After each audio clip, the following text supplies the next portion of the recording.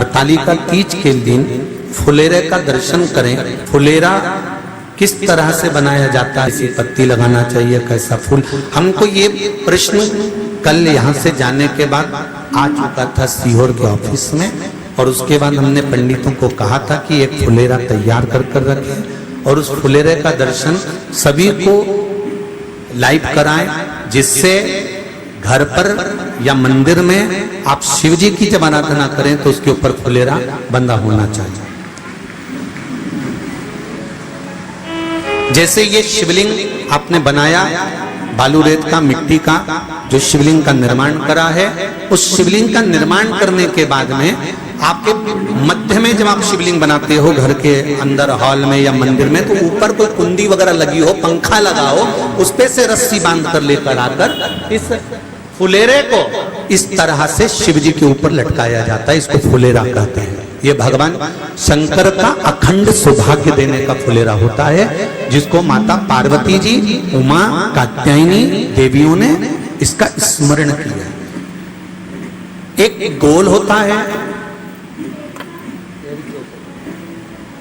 गोल, चौकोर, तिरछा, जिस तरह से भी बनाना हो, पर शिव जी के ऊपर नीचे शंकर भगवान होते हैं। ये थोड़ा ऊंचा, जिससे पूजन भी आराम से हो जाए, इसको ऊंचाई की ओर लगाया जाता है, जिससे भगवान, जैसे अपन जलाधारी लगाते हैं, उसी तरह से इस फुलेरे को लगाया जाता है। तो इस फुलेरे में कहीं ना कहीं पत्तियों को भी लगाना चाहिए। माला के साथ में कोई आम की पत्ती हुई, अशोक की पत्तियां हुई, उसका भी स्मरण इसमें आता है महाराज, उसका भी स्मरण।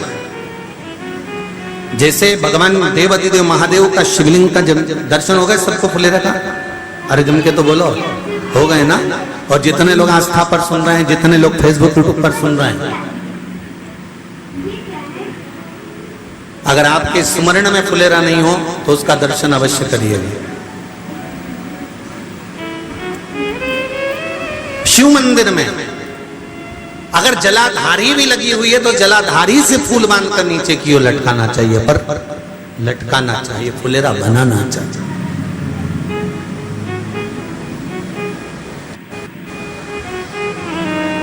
सात फल हैं फुलेरा। कितने फल हैं? 7। ध्यान दीजिएगा। पहला,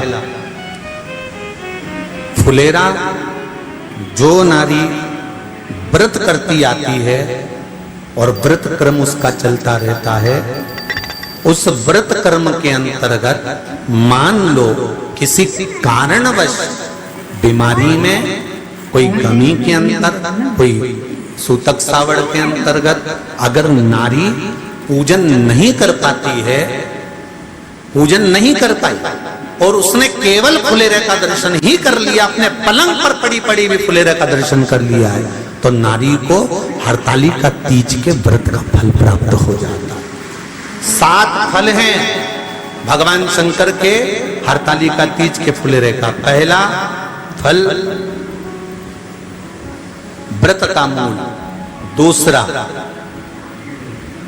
यदि कोई नारी आई और उसके संतान नहीं, 10 साल, 8 साल, 5 साल, 6 साल, 7 साल, 12 साल, 15 साल हो गए, उस फुलेरे का मात्र स्मरण कर कर एक पुष्प भी उसने अगर हल्दी कुंकू का लगाकर उस फुलेरे का टच कर कर भगवान शिव के पावन चरणों में रख दिया है और विनती कर कर गई है, तो अगला फुलेरा वो खुद बनवाती है, उसकी गोदी में संतान आ ही जाता है। अगला फुलेरा वो खुद बनवाएगी, के जाएगी, जी जी अगली बार फुलेरा मेरी तरफ से बनवा देना, मंदिर में फुलेरा मेरी तरफ से लगवाना, अगली बार जब तुम पूजन करो तो फुलेरा मेरी तरफ से बनवाना। ये फुलेरे का महत्व। तीसरा, महाराज हम कोई दान, गौदान, हरतालिका तीज की किताब है आपके, जो लोग पढ़ते होंगे हरतालिका तीज की किताब, उसमें लिखा है ब्राह्मण देव को ये दान देना है, ऐसा दान देना है। अब कोई गरीब है, कोई साधारण है, नहीं है किसी की कैपेसिटी, नहीं दे सकता, तो क्या होता है? तो कहा हम गौदान नहीं कर पाते, हम स्वर्ण दान नहीं कर पाते, हम वस्त्र दान नहीं कर पाते, हम मुद्रा दान नहीं कर पाते, हम अन्नदान नहीं कर पाते, हम ये सारे दान अगर नहीं भी कर पाते हैं तो शिव महापुराण की कथा कहती है तीसरा फल फुलेरे का है कि मात्र फुलेरे का दर्शन स्पर्श कर लेने से सारे दानों का पुण्य फल प्राप्त हो जाता है। यह तीसरा फल फुलेरे। अब हरतालिका तीज का फुलेरे का चौथा महत्व है महाराज। चतुर्थ महत्व हरतालिका तीज के फुलेरे का है जो कुंवारी कन्या हरतालिका व्रत करती है, पहली बार जो हरतालिका तीज का व्रत करती हैं या हरतालिका तीज का उद्यापन कर देती हैं या किसी कारणवश शरीर ऐसा नहीं रहा कि बिना पानी के नहीं रह सकती, तो 2 बूंद अगर उन्होंने पानी भी पी लिया है या कोई कारणवश एक कुछ गलती हो भी गई है तो मात्र फुलेरे का दर्शन कर लेने से वो गलती शंकर स्वीकार कर उसको क्षमा कर देते हैं। ये चतुर्थ भाव तंत्र।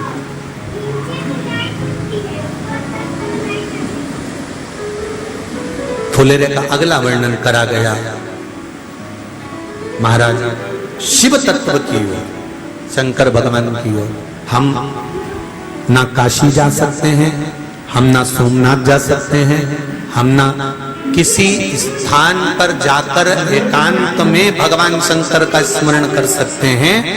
मान लो हमें एकांत में बैठकर शिव की भक्ति करना है, किसी मंदिर में किसी देवालय में जाकर भक्ति करना है, तो फुलेरे का मात्र दर्शन करने से, पूजन स्मरण करने से उस भक्ति का फल भी हमारे खाते में आ जाता है।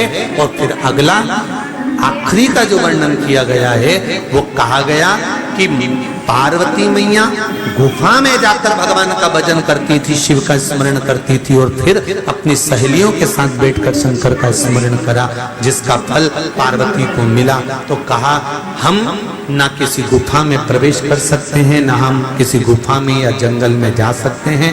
इस फुलेरे के नीचे शंकर भगवान की जब अर्चना करते हैं, आराधना करते हैं, हरतालिका तीज के दिन फुलेरे के नीचे हम भगवान शिव की पूजन करते हैं, तो हमारा वन में किया गया भजन का फल ही हमको प्राप्त हो जाता है। ऐसे फुलेरे का हरतालिका तीज का पूजन व्रत कुंवारी कन्या कर सकती है, शादी होने के बाद भी नारी कर सकती है। अंतिम अवस्था तक प्राण छूटे तब तक हरतालिका तीज का व्रत नहीं छोड़ना चाहिए। एक व्रत हमेशा याद रखो, एक एकादशी और एक हरतालिका। हाँ इतना जरूर है, ज़्यादा शरीर बेकार हो गया, बुढ़ापा आ गया, शरीर नहीं साथ दे रहा, तो कुछ फल खा लो, कुछ चाय दूध जूस आप लेकर कर लो। इतना भी नहीं बने, शरीर बहुत ही बेकार हो गया, तो आप एक समय फल का फलहार धारण करो, ठीक है। पर हरतालिका व्रत करने वाली माताएं भले उद्यापन कर दे तो उस व्रत को थोड़ा हल्का कर लो। उद्यापन करा मतलब तुमने व्रत को हल्का कर लो, थोड़ा हल्का कर सकते। हरतालिका तीज का जो व्रत का उद्यापन करते हैं उसमें 5 चीज रखते हैं ना, 5 कपड़े स्त्री के, 5 कपड़े पुरुष के, 5 तरह का अनाज, 5 तरह का फलहार, 5 तरह का फल।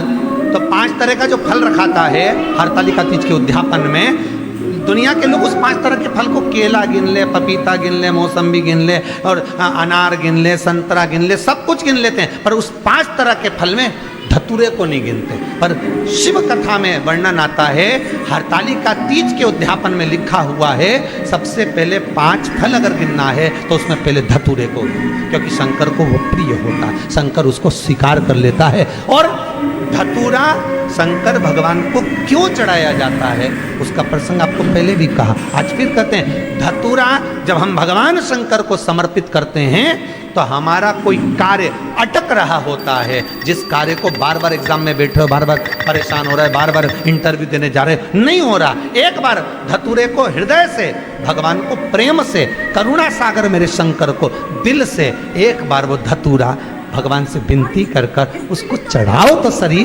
भगवान तुम्हारा कार्य सफल कर देगा। पर दिल से चढ़ाना, हृदय। हरतालिका तीज की पूजन करने वाले को चाहिए कि बालू का, मिट्टी का शिवलिंग बनाना चाहिए। फुलेरा जो बनाया गया है ऊपर शंकर जी के ऊपर लटकाने के लिए, टांगने के लिए उसके नीचे शिव, पार्वती, गणेश जी की सुंदर बालू की मूर्ति बना देना चाहिए, पार्थिव लिंग का निर्माण कर देना चाहिए, शिव की आराधना करना चाहिए। जो फल आपके पास में हो शंकर को समर्पित करना चाहिए, पूजन करना चाहिए, आराधना। सबसे पहली पूजन हरतालिका तीज की प्रदोष काल के अंतर्गत हो जाना चाहिए, शाम के समय। प्रयास करो प्रदोष काल के समय पर पहली पूजन हो जाए तो ज़्यादा अच्छा। पर लोगों की आदत रहती है कि 8 बजे तक, 8:30 बजे तक, 9 बजे तक पहली पूजन करें, फिर दूसरी आराम से, फिर तीसरी, फिर आराम से, फिर चौथी। तो ऐसा सब अपने अपने हिसाब से। पर शास्त्र रीति कहती है कि प्रदोष का जो समय होता है, प्रदोष काल जो होता है, शाम का जो समय होता है, उस समय पर हरतालिका तीज की पहली पूजन हो, जिससे आपका स्मरण चित्त शंकर भगवान में उस घड़ी, उस पल, उस क्षण में आप शिव के हो जाएं और शंकर आपका। हाँ, अगर किसी के आने में देरी हो, कोई आ नहीं पा रहा है, बहुत देरी हो रही हो, तो हरतालिका पूजन व्रत वर्णन करता है कि शिवलिंग का निर्माण, पार्वती जी की मूर्ति का निर्माण, गणेश जी का निर्माण और फुलेरा जो बनाया हुआ है, ये प्रदोष काल के पहले बनकर तैयार हो जाना चाहिए। प्रदोष काल के अंतर्गत फुलेरा नहीं बनना, फुलेरा पहले बन जाना चाहिए। और बहुत विचित्र, बहुत विशेष बात ध्यान रखिए हरतालिका तीज की, कि शंकर जी का जो आपने स्वरूप बनाया है, पाटे में, थाली में, चौकी पर, चौरंग पर जो स्वरूप बनाया है, वो पहले नहीं रखना। पहले क्या बांधना है? पहले फुलेरा बांधिए, उसके बाद उसके नीचे शंकर जी को रखिए। कई अब जो हरतालिका तीज का पूजन करते हैं तो उनके लिए हो, अब दूसरे के लिए भी सुन लें।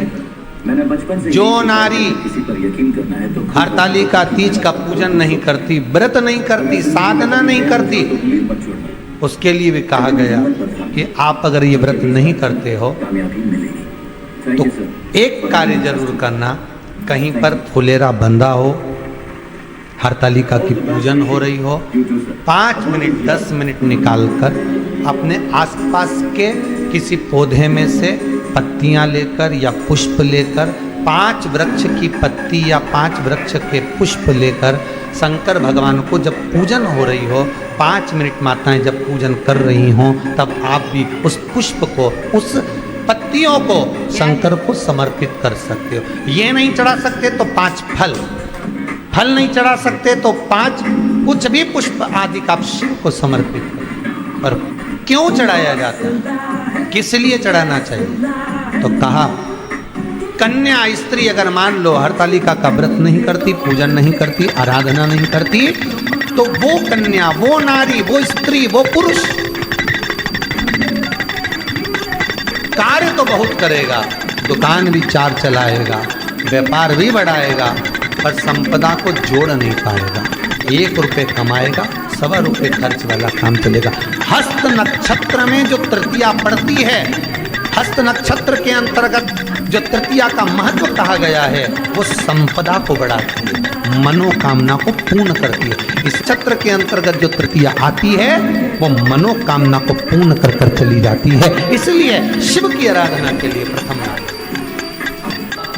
हस्त नक्षत्र में किया गया दान, हस्त नक्षत्र के अंतर्गत तृतीया के दिन किया गया पुण्य, हस्त नक्षत्र में तृतीया के दिन किया गया श्रृंगार, हस्त नक्षत्र में तृतीया के दिन करा गया अपना सुंदर सिंदूरा, भगवान का आनंद, 5 तरह के वस्त्र, 5 तरह के स्त्री के वस्त्र, पुरुष के वस्त्र, 5 तरह का फल, 5 तरह का अनाज, ब्राह्मण को बुलाकर ब्राह्मणी के साथ आप या तो ब्राह्मण से उद्यापन करवाएं या फिर आप स्वयं भी करते हैं तो शिव को समर्पित करके ब्राह्मण और ब्राह्मणी को भोजन कराकर वो भाग प्रदान करें। यही हरतालिका तीज के उद्यापन का वर्णन आता है। सुंदर भावों से हरतालिका माता आप सभी की मनोकामना पूर्ण करे। हर हर महादेव।